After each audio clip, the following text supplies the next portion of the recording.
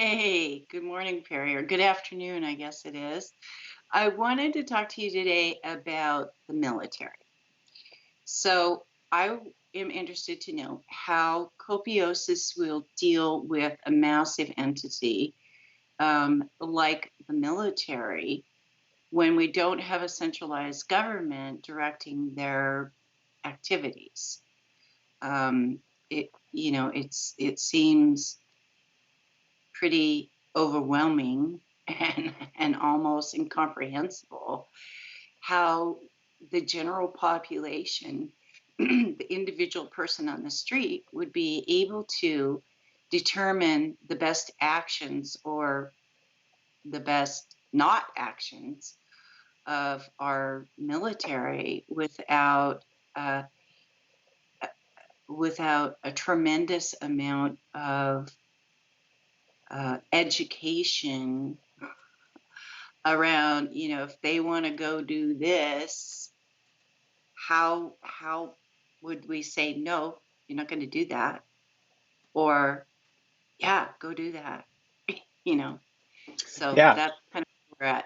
good questions. Good questions all. So welcome everybody to the Copiosis live stream called Devil's Advocate. That's Jill Dell, who is our Devil's Advocate. I'm Perry Gruber, the founder of Copiosis. And today, as you heard, we're going to be talking about primarily the military and how do you keep command and control in place when you're operating in a decentralized system such as Copiosis. Right. So Jill, that's a really good question, isn't it? And we'll talk about Yeah. the where people can go and find out more about Copiosis later in the show when we get to the break sections. But let's just jump right Okay. into it. Let's just jump right into All it. right. So it's interesting, right? The question is a real good one. So how do we? So today, what we have is a military that is essentially controlled by civilians. The civilians are essentially Congress. Congress Right. via the chain of so it's the chain of command. So it's the president and then Hmm. the Department of Defense, and then Hmm. the different branches, the generals of each Right. branch. Those are military people. The Department of Defense people aren't. And then it goes into the militaries themselves. And then Hmm. Congress actually is the only entity, I believe, that can declare war. And Hmm. they get to approve also some other operations, primarily through committees. And so the question is, so you have this structure today where the military is accountable to the The people people. Right. Through Congress Right. and the president. Correct, Exactly. correct. Yeah. So so now we're going to talk about. So I'm making this up as we go along. I'm making up the Right. answer. The answer is accurate, but I'm making it up as we go. So we're also going to talk at the same time about a company like a private company like a DuPont, for example, which is Hmm. primarily controlled by a board of directors. The public company, DuPont, is Okay. controlled by a board of directors who are civilians. They're not employees of DuPont. And they get to decide, they give direction to the CEO or the president, who then directs the inside Right. organizational staff, right? The Right. senior Yeah. VPs, Yeah. VPs, blah, blah, blah. Right. Okay, Right. so we're going to talk about both of these at the same time. So Okay. so did you want to talk about beef as we're transitioning or after the transition? Well, um, just for simplicity today,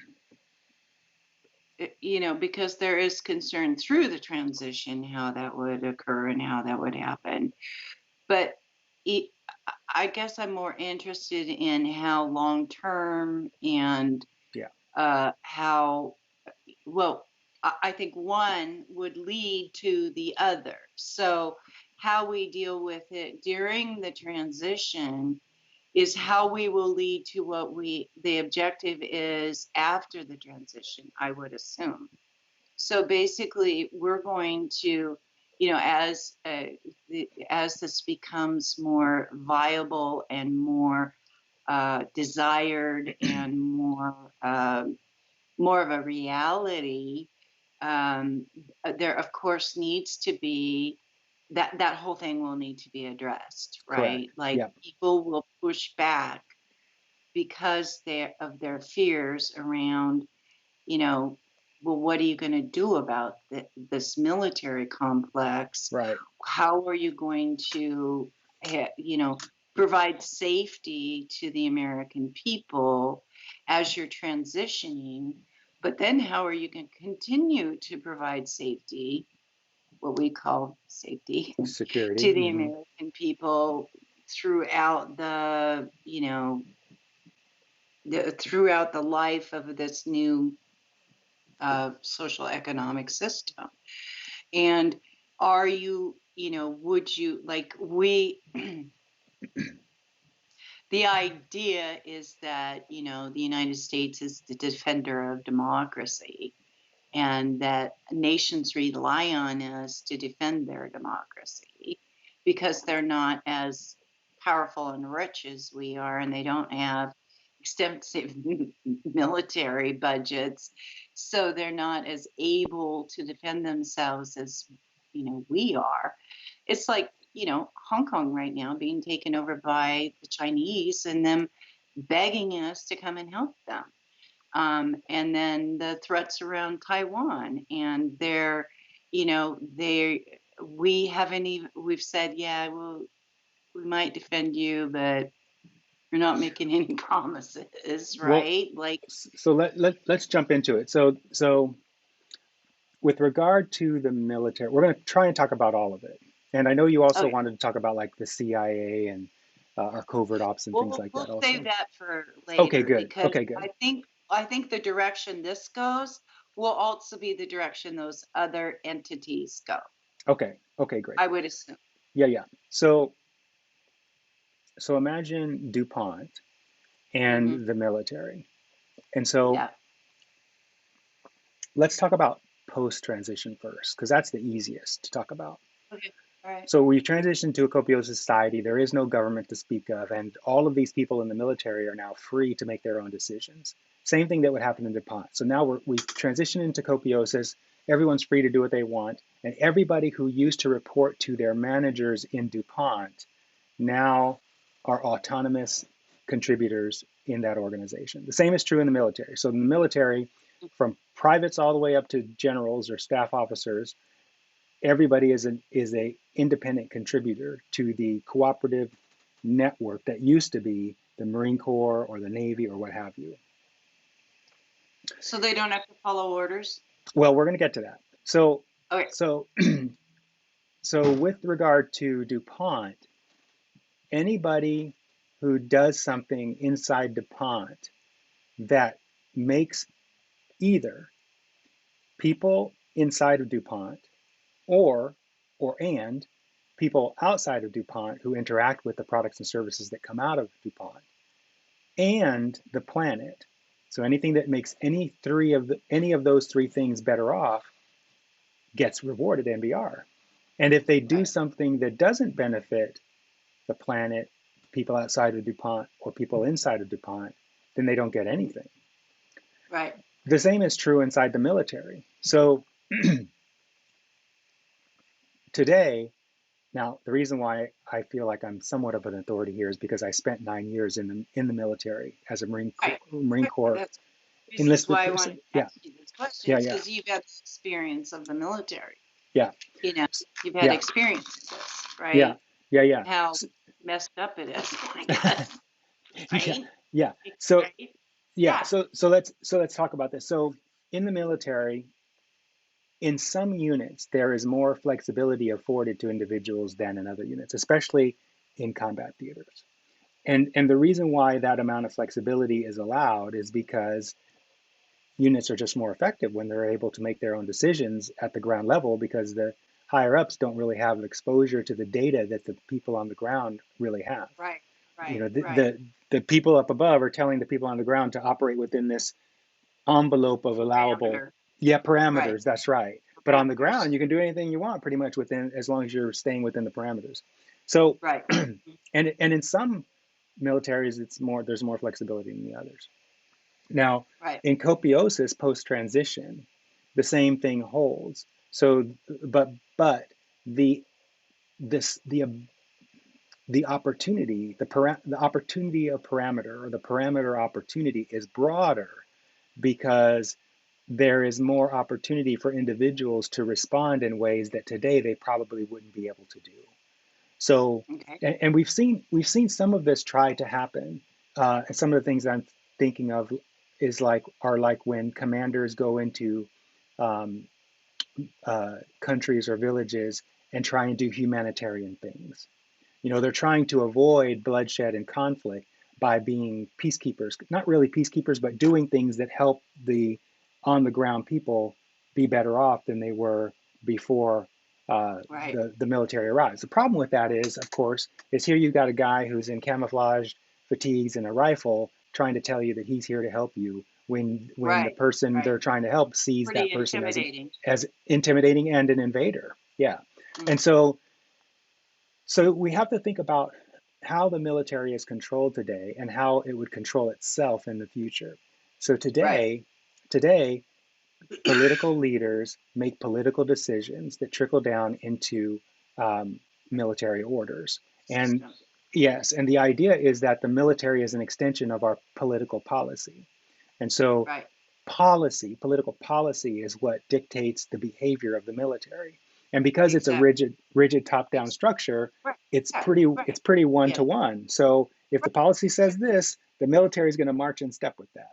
Now, Okay. in Copiosis, that kind of policy doesn't exist. The policy the general policy that replaces that political policy is the net benefit concept. So, in order for the military, the members of the military, from privates all the way up to generals, in order for those people to be rewarded NBR, they have to do things in ways that produce net benefit. Now, one could argue that the 20 plus year war in Afghanistan produces a lot of benefit. One could make that How? argument. I know. So here's the thing. So in the early days of the Afghan war, with the IEDs going off and obliterating Humvees and things like that, private contractors developed new types of vehicles that were much more IED resistant. Huge, heavy armored vehicles that replaced these Humvees that made it much more difficult to kill people who were sitting in Humvees.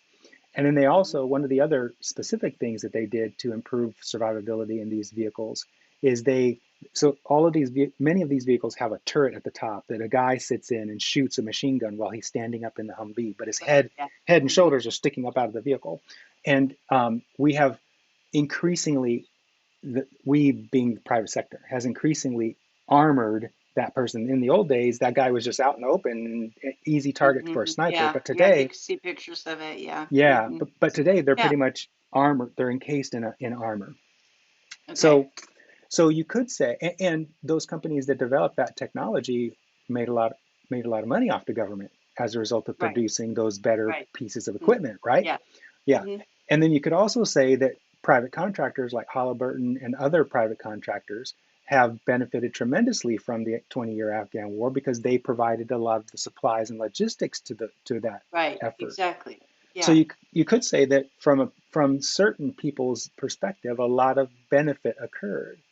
But generally, when you back up from the theater, I would argue that the resources consumed and the impacts to people and the planet are so significant that the net benefit of the 20-year Afghan war was extremely negative, especially considering the little difference that the 20-year war actually had. Yeah, Yeah. It's been an ineffective.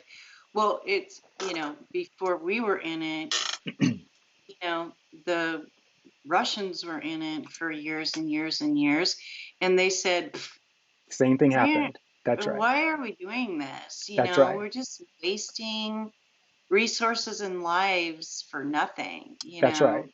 Yeah. It's So like, yeah. so Okay, so going forward, yeah. So here we are in Copiosis, and the generals and everyone down the line in the military are wanting to get a paycheck because they're not doing this for free, and they are just like everyone else in the system. They are being monitored. So this is going to sound radical, but there are probably going to be payer organization members in the military. Just like we embed reporters in the military today, there would probably be payer or that was the old word, Copiosis organization members embedded in the military so that they can see what's going on and feed that data back to the algorithm.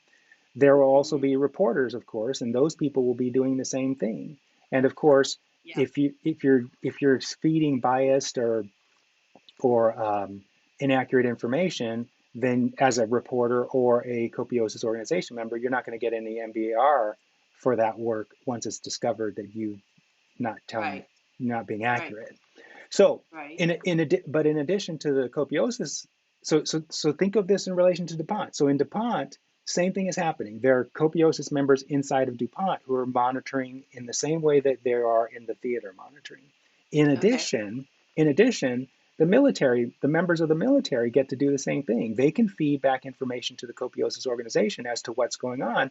And Hmm. because there is not this strict top down command and control, line officers, meaning the people who are on the front lines of the conflict, can report Right. The accurate soldier and the boots on the ground. boots on the ground can report Yeah. accurately what's going on from their perspective rather than having to toe the general's party line, Right. who is politically trying to become a two-star general because right now he's a one-star general, right? Right. Exactly. Yeah. So yeah, and Yeah. same thing all the way up. Winning at any cost, That that kind of thing, so that you puff up yourself and your own aspirations and, blah, blah, blah, right? exactly, Make Jill. more Right. money. That's right. That's right. Have more political Yeah. power, eventually maybe even Yeah. run for president, whatever. So, so with more accurate information coming in from the ground to the Copiosis organization doesn't care what actually is going on. All it cares about is measuring the net benefit result. So if the military, if something's going wrong in the world, and the military decides that the military members, because they're free, just like the people in DuPont. So if DuPont is producing a product and it's starting to screw up people, everyone who's producing that product is liable net benefit wise for the results of that screw up. So it makes sense that DuPont is going to, the people inside of DuPont, because their MBR is dependent on the results of their actions, everyone inside of Right. DuPont is going to want to monitor what's going on with their products out in the world and make sure that the most net benefit is produced, right? Right. The same thing's going to happen with the military. So think about it. Who more than anyone else knows what the harmful effects of kinetic warfare are? It's The the people, military. yeah, it's the people who are The guys out prosecuting. there putting That's their boots right. on the That's ground, right. facing the bullets and the onslaught of death, That's right? right. That's right. Yeah. Yes. Hmm. And Yeah. those people, even though it's full of valor and honor and all that stuff going in and doing that kind of thing, it's the last thing they want to do. Well, And so absolutely. And, Yes. and, and Yes. so, so think about a long time ago, you and I talked about, it might have been on one of our shows, we talked about the Yeah. idea of a bar fight and how Mhm. everyone in the bar, Yes. from the net benefit perspective, would try to do everything to keep two people from getting into a bar fight because it just makes the most benefit, right? So Right. Yeah. the same thing would be happening with the military. So the generals, many of whom who have seen combat, will say to themselves, okay, we've got this problem over here in this part of the world. What is the best way to deal with this? And it may not be combat. They might go to Right. some think tanks inside of Copiosis and confer with civilians to come up with a humanitarian approach that could solve the problem. You know, Right. it doesn't Hmm. have to be guns and bombs. It could be, let's say that the military decides that they're going to create a totally different part of the military where the military members don't even wear fatigues or uniforms, nor do they carry weapons. Instead, they carry food supplies and they drive supply trucks instead of tanks and whatnot. And in any conflict area, the first thing that happens is we send a wave of, I'm speaking on behalf of the military, the American military. We send squadrons of bombers armed with humanitarian supplies instead of bombs, and we just drop that stuff all over that country. And yes, there are going to be issues like uh, air, national airspace that we have to contend with. So let's say there's a Right. despot in some country and he's creating genocide and he doesn't want America flying over their airspace, but there's Right. genocide going on. We've intervened before militarily. Why can't we intervene humanitarianly? And that kind of effect, that kind of injection of force, so to speak, could be much more net beneficial than going in with guns blazing. Now, but let's say there's a circumstance where we need to go in with guns blazing. Do we absolutely, now this is where it gets really lethal. Do we actually need to go in with a 10,000 force battalion of Marines to combat some despot? Why can't some department within the military decide that they're just going to go in and knock off the despot or just Well, capture the despot? well, to some degree, that has certainly happened in the past. It's happened And most recently. Remember that drone strike yeah, of that one yeah, terrorist? Yeah, yeah, exactly. I mean, I think there is already, the list basically of people that the U.S. military would think the world's going to be better off that's right. because they're eliminated. That's right. But and in many cases, I think that we have gone in and done that. We have basically either created a belief in the people that their leader was not in their best interest, Well, so and hang on. therefore they Let's have created. right. Let's talk about that because historically we have sucked at this. We have put Yeah, in, we have replaced natural yes, native leaders with our own puppets, and the puppets have yes, almost always turned against America. So, right, so the effect of political policy has rarely been successful in the long term. But the exactly, but net beneficially, that could be a different thing. So let's say, so here we are.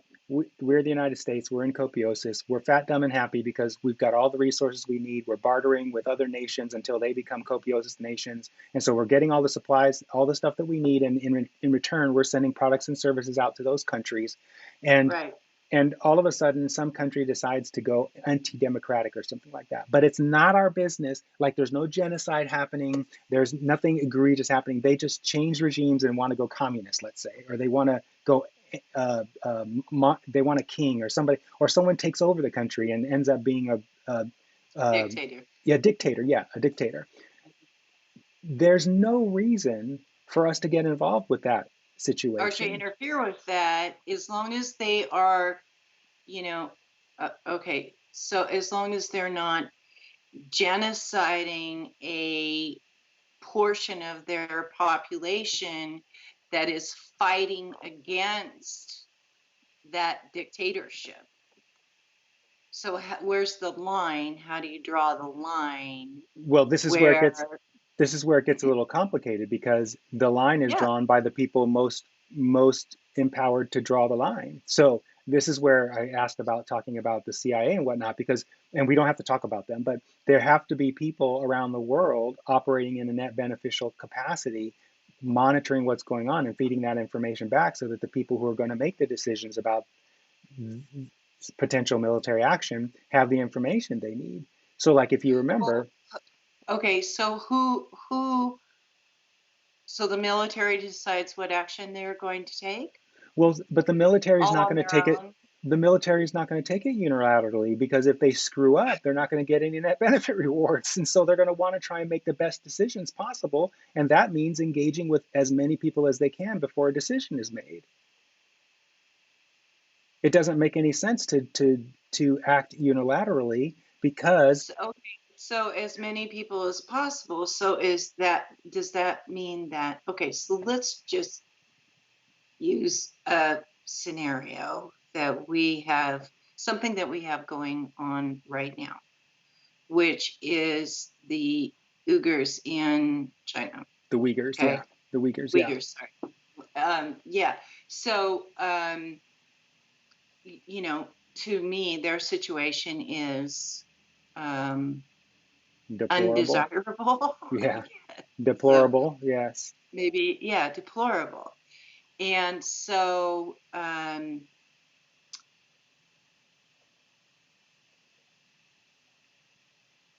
right, right now, there's, talks of, like sanctioning China and doing certain diplomatic and political finagling to get them to change their ways, right? But okay, so then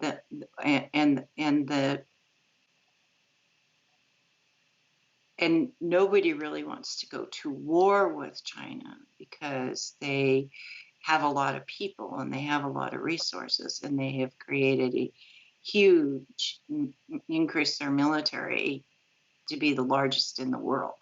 So nobody individually, even the United States or, Europe or anybody really wants to go to war, period. But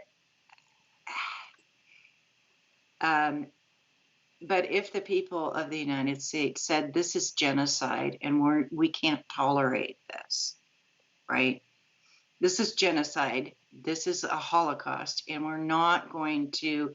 We have said before, because of what happened with the Nazis in Germany, that we are going to look for this type of behavior in the world, and we are not going to tolerate it. So, what's the expression and what is the degree of that desire to not tolerate such behavior by anybody in the world? Right. It's a good How do question. Yeah. And so yeah, before we go any further, I just want to recognize Michael Vick, who's a new member of our core team, who sent in this message. I'm just going to run it again. He says, democratically run decentralized militaries aren't theoretical. Historical examples are the revolutionary Catalonia during the Spanish Civil War, the Makhnovist Ukraine, two present examples, Chiapas and Rojava. I hadn't heard of these. So I it's don't know what not, they well, are. but his point is I'm that it's not, ignorant. Sorry. the point is that it's not unusual. It's not a theoretical thing. It's not a new thing for decentralized militaries to exist. So let's take a quick break before we answer the Okay, question you let's do asked, that. because it's a good Yeah, question. So yeah. everyone, you are watching the Copiosis live stream. I'm Perry Gruber. That was Jill Dell, our Devil's Advocate, and the live stream is called Devil's Advocate. We talk about the sticky questions that we are encountering as we move forward with the transition plan that is Copiosis, transitioning us out of, let me see if I can get all six of these: cost, price, money, debt, earning a living, and two-way transactions, all summed up in the ideologies of capitalism, socialism, and communism. We're eliminating all of these three with this disruptive um, economic system. If you want to find out more about what Copiosis is all about, you can go to this website, copiosis.com, and find out more about us. If you want to see how we spend the money that we get, because we're totally transparent about the money we receive, where it comes from and where it goes, you can go to our Patreon account and see it there. You can also sign up and become a patron yourself for as little as $1 a month. And then finally, if you're wanting to find out, or if you're wanting to interact with people live who are supporting and moving Copiosis forward, please feel free to join us on our Copiosis social group on Facebook by searching Facebook for Copiosis social group. All right, so back to the session. So so it really is up to individuals and collections of individuals. So right now we have so you ask, where is the line drawn between something that is a country's business and genocide, or something that other countries should intervene and Interfere with yeah, interfere, intervene, yeah, activities you should interfere with, yeah, and you yeah, know, yeah, and just yeah, and so that right now the worry, of course, is that um, China would retaliate if some country were to violate their sovereign affairs, right, their right, sovereign right. internal domestic Yeah. affairs. Yeah, and Mhm. maybe Michael Vick can weigh in here if he's still watching. So it's like in Copiosis, it's not so much like that, because there are no laws that govern individuals inside of a Copiosis nation. So the individuals, on an individual by individual basis, can do whatever they want. And that includes going into another country if they're willing to take the risk of doing that, and risk being the net beneficial results. So if a bunch of people decide that they want to go and do something inside of another country because they think some group of people are being oppressed or worse, they can do that. They can assemble the equipment they need. They can make all the plans they need. They can even move forward on those plans if they want, and be solely responsible for the outcomes. So think about that. it's just like with any other decision that someone would make in copiosis. If the outcomes are horrendous, you don't get any NBR for those outcomes, and you might even have to face criminal liability in those organizations or in those countries that aren't copiosis yet.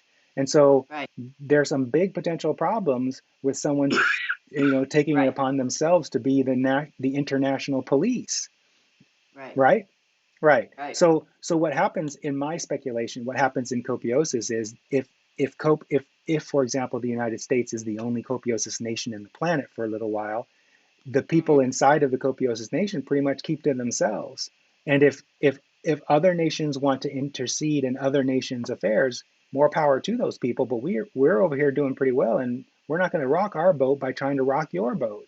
And that, to be honest, from what America has been doing over the many years of its existence, that would be a welcome relief for a lot of countries, in my opinion. Yes. Yeah. Yeah. I agree. Because You know. a lot of the interventions that America has prosecuted around the world has end up screwing things up in those Yeah. countries. A lot of people Yes. point to Yes. Venezuela, for example, of how sucky socialism is. Well, the reason why it's sucky out there has a lot to do with our interventions down there. Right. Right. Exactly. Yeah. Yeah. I mean, I can see all of that. Like, um, okay. So sorry to drag you back to. Drag me back, baby. Drag me back. Okay. So let's say that, you know, people are so alarmed and disgusted by um, these concentration camps, and maybe the situation has been escalating over, a certain time period, Hmm. and we can see that it's escalating even more, and the potential for it to just become an unbearable situation for an entire country of people. And people within under copiosis are saying, Enough you is know, we enough. enough's enough. Yeah. We have enough evidence Yeah. that this is not what the people, the 90% of the people in this country want for this country, and are terrified and are being so oppressed as to be nearly dysfunctional, unable to even whatever, like live, right? Any kind of have any value of life. Yeah. And we say, okay, well, we the now there's just people are having open conversations about this, about the what could we do, what should we do, should we do anything, and we sort of come to a consensus as a nation that it's time for Yeah. us to do something other than what we've tried in the past that hasn't been successful. Now, we don't want to go to war. So, how do we solve this problem in a different manner? How could we help these people in a different manner? Yeah. And I envision that there would be all sorts of ideas around what has been successful in the past. That's right. And right. And And what do we utilizing, know people want? What do we know people want? Because so think about it. If a situation in a given country has gotten that bad, Jill, it's not mhm, just going to be American citizens that are up in arms about it. There's going to be a coalition of people around the world that want something done. And so it's exactly. not like America, the Copiosis America would be the only actor. There'd be a whole bunch Right. of people talking about what's going Yes. on. Yes. And Yes. even in non-copiosis countries, there will probably be actions already being taken, like economic sanctions, Right. from the capitalist Exactly. perspectives, and Exactly. Right. political censoring, and probably action in the UN that legitimizes some sort of act. So by Right. the time we're looking at the potential of the military, the US military, taking some Hmm. sort of action on its own in some precision strike or something like that, a lot of other things would have had to have happened around the world, including the people inside of that nation trying to do something to help themselves. Right. Yeah. Yeah. The people. Well, I would argue that you may not be able to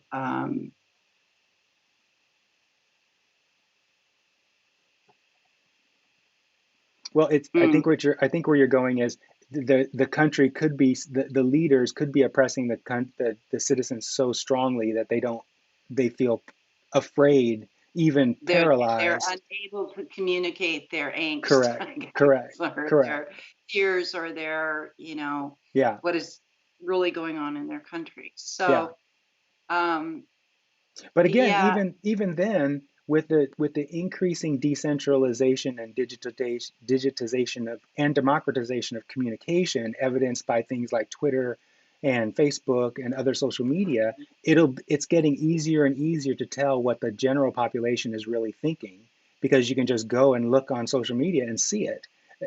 And in those and one of the red flag indications could be if a nation is going in that direction. One of the red flag notifications could be when the leaders shut off social media. That could right. be an indicator that something needs to be thought about being done. Like what's happening in our own country. Well, no, so no. What's happening in our own country is not a total shutdown of the population at the hands of leaders. It's specific, it's targeted um, censorship on behalf of corporations, not the government, corporations that are shutting down very specific types of people. It's totally different. I'm talking about like if I'm going to make up a country so I'm not impinging anybody. Like if some country in the Middle East, the leader of that country is a king, he doesn't like that the population is calling for democracy, and so one of the ways that he tamps down the king, not a corporation, one of the ways he tamps down on the revolt is by shutting down social media. That's different than what's happening in the U.S. because it's not Yeah, it's businesses that are shutting people out of social media, not the government. right, right. Yeah, Well, I would argue that in this country, business is the government. So, in large to a large degree, it is in some right. cases. That's Sorry, right. That's right. sorry, sorry. That, that's right. That's right. I'm not, and I don't mean to come from a place where, you know, business is not bad. That's they're just playing the game, Yep. right? So this is the game, and they're playing it, and they're playing it very well. That's And right. we set it up for them, so we can unset it up for them. That's exactly right. And to be If honest, we're one of the reasons why we're seeing so much angst, there's a lot of reasons, but one of the reasons, there's this saying, it's never about what it's about. And while it seems like it's about in America, it seems like there's this strong feeling of being oppressed and being manip grievance and and control, manipulated and controlled. Yes, what's really happening is these are the growing pains of something new emerging, and it's all right? positive. But when people are focused on the negative aspects of what's happening, all they can see is that. And so they get angry because they're not tapped into what's really happening. If they were tapped into what's really happening, they'd be happier. And as a result of their misfocus, they're pissed off. That's all that's happening. Yeah, yeah. Well, I can see the evidence that look how many people voted this last election. Like, that is a huge signal that people are becoming um, more involved in decisions, are creating more democracy, basically, Well, freedom, yeah, and yeah, and and think and think about it, and Jill. So a couple of sessions, not in our show, but in a couple of sessions ago with Christopher, we were talking about democracy, and we were talking about how the upset that we see on the right now with regard to the last election and the number of people who have voted have spurred renewed and increased intensity in creating more digital voting opportunities so that people don't have to go to ballot boxes, more right, security around voting using secure, blockchain and other technologies. yeah, yes yeah. which is So the but wait a outcome, second, but wait, okay, because this is going to be interesting because and Christopher is a former actually, let me just say it this way. Christopher leans to the right, because I don't know if he's made his declaration yet, but Christopher leans to the right. And he said that when more people vote through this new electronic, basically vote by mail, but it's going to be digital, when more people vote that way, the Republicans won't be able to win an election because there's not enough GOP members to win an election if everybody in America votes. And so the thing is, what's going to happen is there's going to be a massive democratization of the electoral system, which will, and because national leaders on the right will not be able to win anymore, power is going to be driven to the states, which democratizes power even more because now you've got state leaders, not federal leaders, and because they're state leaders, there's more of them. I'm talking about mayors and senators and representatives and things like that, and the state legislatures. There's just more of those type of people representing more people. And so it just becomes more people in the decision making process is more localized. And eventually that localization is going to go down to cities and towns. And so you're not going to need federal legislators anymore because decisions will be made at the municipal level. And so the effect of everything that I just spoke to is stemming from the most people perceive to be the pain and anguish of Black Lives Matter and Yeah. Trump and populist factions and the militias and all these other people that are rising up in arms, and so not so many arms. They're all saying the same thing, which is we want more control of our individual lives, and Mm. that's what's happening. Technology is helping to make that happen. Yeah. Yeah. It's interesting. Yeah, and Um, and when that happens, the same thing's going to happen in the military. So think about it. When the military becomes decentralized, like Michael was saying, what's going yeah. to happen? Well, the states will run them. The states will make those decisions potentially, Hmm. but that's going to be driven down to the lowest levels too, to the level of the individual. So Michael Vick just made another comment. Let's throw that in here. And says, see what he says. Okay. He says, would there be a liability for military action that resulted in net harm under copiosis? So Right. that's a really good question. So the initial impact of net negative benefit is not receiving MBR for that act. And so people who are and everybody who invests in that act is liable for that. So if someone is supplying equipment to the military and food to the military, and a lot of work goes into that kind of stuff, and the military acts in a way that's net negative beneficial, then all the people who contributed to that action get nothing. So that's the first level. But then there's also the level of um, war crimes. I mean, if potentially there's nothing keeping an investigator or a detective or some other person in, uh, uh, for lack of a better word, the justice system or law enforcement to go after people that murder or that conduct Right. manslaughter, who prosecute manslaughter. So and so, and then the justice system, the judges who are independent contributors in Copiosis too, each justice gets to decide whether or not that act was, according to however they want to rule, was murder or not. But that's a totally separate process from the Copiosis net benefit algorithm, because all the Copiosis net benefit algorithm measures is what are the results of the act. So let's say that some guy decided to go into some foreign country and kill the leader because he thought that guy was oppressing the people. And two potential alternate scenarios result. In the first one, the people who were oppressed now feel free, and as a result, they're able to take advantage of all the technology that we've taken advantage of here in the United States. And as a result of that, they go copiosis. And so now that all their necessities are provided at no cost, they have this totally free realm of being now. They're totally free as opposed to where they were as a dictator, under the dictator. Right. The Right. net benefit results of that person's action was pretty high when you Right. weigh one person's death with millions free. Right. Now, Hmm. the other scenario is he goes and kills that guy, and as a result of that, another guy comes in and takes over, and he's worse than the first guy was. So that's Right. that's that's a potential reality, right? Absolutely. That's usually what happens. Yeah, and so the Yeah. net beneficial result of that action in that scenario is extremely negative. So that person well, first of all, they'd receive no net benefit rewards for that act. And then secondly, that person might get in trouble for murder, Right. Right. maybe. Either Who knows? within that country or from their own country. That's right.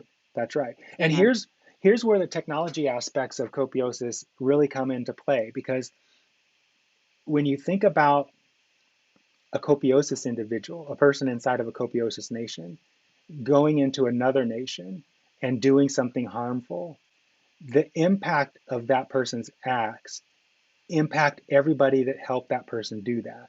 It's very difficult for a single person, to do anything of any scale these days without the help of others. And so right.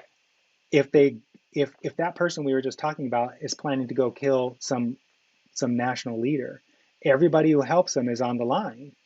And so everybody helping them aren't they going to want to make sure that that decision is going to be produce the most optimal results? I would think so. Well, I would argue that there are individuals. Uh, who's the guy that like shot Reagan? Yeah, or There are individuals that somehow are capable of creating the acts without assistance, I guess. well, he had assistance because he had to get the guns from someplace. He had to get the ammo from someplace, Yeah, but right? you don't know when you provide those things to someone, you don't know what their intent is. Well, you better figure that out if you're selling guns, if you're giving guns to people. Well, if they're, you know, hunting or providing for their family, what, Hmm. how you don't know their intent. Well, So well, how you can can, you figure it out or know what's in their mind when you sell a gun? because over time, people's intent leaks out of them. Over time, they will communicate that. How often has a terrible event like that occurred when, and then later down the line, we found out that there were obvious signs that the FBI or the police saw but didn't recognize as a pattern? Remember, do you remember any of these? I mean, there's so many instances where people have shared either with friends and colleagues or on social media their intention before they committed such acts, and it only shows up after the fact. Well, in Mm. Copiosis, because AI is pervasive, smarter AI than human beings are, we can recognize such patterns before they happen. And so a gun purveyor, someone who's providing guns to the population, can have access to that type of AI. And if the AI flags somebody who is a gun owner a gun owner customer of that store, the AI could say, hey, store, you might want to check in on this guy because this pattern of behavior that the AI is seeing typically has led to this kind of outcome, and that could have an impact on your net benefit income stream. All right, well, let's take a break and there's Good idea. maybe go down another Good path. idea. Let's do that. Thank you. Thank you everyone who's watching the show. If you have any comments, by the way, and as you've noticed, we started incorporating comments into our live streams. Please feel free to make a comment, and we'll try and get it in there as best we can. You are watching Devil's Advocate, and today we're talking about military force, or should maybe even say uh, deadly force, because we're not just talking about the military. We're talking about any sort of act involving deadly force, especially ones that happen in other countries. If you're interested in finding out more about why we're talking about this, like you're interested in finding out about what Copiosis is all about, you can go to this website here and find out more. If you haven't already, if you've seen a couple of our shows and you want to be alerted to any of the new shows that we schedule, please feel free to click that subscribe button. And don't forget to click the bell so that you're alerted to the clips that we post on our YouTube channel and any live streams that we schedule in the future. We have about 500 clips that we're going to be bringing online over the next several months, and you don't want to miss any of them because they're really, really good. All right. What else you got, Joe? We've got about 10 more minutes for the end of the I show. know we don't have a lot of time, Yeah. but so one of the well, I don't know if this would be useful or not, but like Switzerland, the way that they handle kind of their military is that every single citizen, when they graduate from high school, goes in for, I think it's 6 to 8 weeks of training in the military. and they learn how to shoot and care for weapons and all of that stuff. And then each village has their own stock and supply of um, those weapons and ammunition and so forth in order to defend their own village against invading force. So, that might be a model in copiosis that we utilize. Not that I foresee that there's going to be that type of that kind of warfare used going forward. Yeah. I Yeah. think that we are coming to the evolution and the understanding that it's just ineffective. Not in our best Yes. interest. Yeah. Not Yeah. in our best interest and ineffective. And not only is it a destruction of the country we're trying to save or whatever, it is just horrific all the way around Yeah. Yeah. for anybody involved in it, Yeah. including the people who are, our soldiers and the people who are on the ground doing these actions. It's so detrimental to them, and it's detrimental to the people, and Yeah. it's just it makes no sense. It's Right. not effective, doesn't change anything really. It just creates a whole another layer of problems and and horrific consequences in the country. Well, You Jarek has talked about this a lot. Jarek, our CTO, has talked about this a lot, and the convergence of the future warfare and technology, and the way that technology is going. It seems less and less likely. If you notice across history, wars have gotten smaller. It's fewer people fighting yes, fewer people, and fewer deaths occurring as a result of the fighting.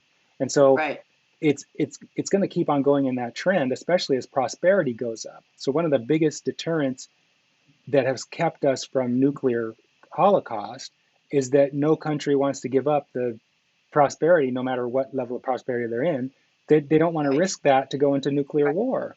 And so the right, same thing is going to happen as our wealth is increasing at exponential rates, and nobody wants to be messing with that because even in the poorest countries, wealth is still increasing tremendously, and how much more so in copiosis. So we're going to right. get to the point, like your bar fight example, we're going to get to the point where people are going to proactively prevent such conflict from getting out of hand because it's net beneficial to do Yeah, so.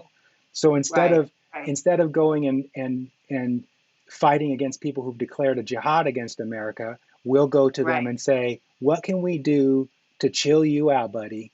You need some Yeah, ganja? right. Yeah, You need some yeah, peaceful music yeah, to play? I mean, what is it that yeah, we're doing that's right, just pissing you yeah, off, and how can we soothe that for you, buddy?" Like that. yeah. Yeah. Well, they have discovered the gene that creates religious fanaticism or Fanaticism. Yeah. fanatics, right? Yeah. And so, we could uh, just go genetically or chemically alter their brains for them Well, against their will. yeah, that has some ethical That would solve the implications. Yeah, problem, yeah, that has some ethical right? problems. So that's not something that we advocate at Copiosis. It's certainly an No, I idea that hope people, not, yeah, right? it's But certainly an idea that has come up in throughout history. But there's, we have to rely on the good faith of humanity, and the the reason why people get angry, especially rage filled, is because they feel powerless. And the reason why they yes, feel powerless is because they feel yes, manipulated at the hands of someone else's power. And so the yes, solution to that isn't to try to lobotomize them, it's to no, figure out what will empower them and give it to them.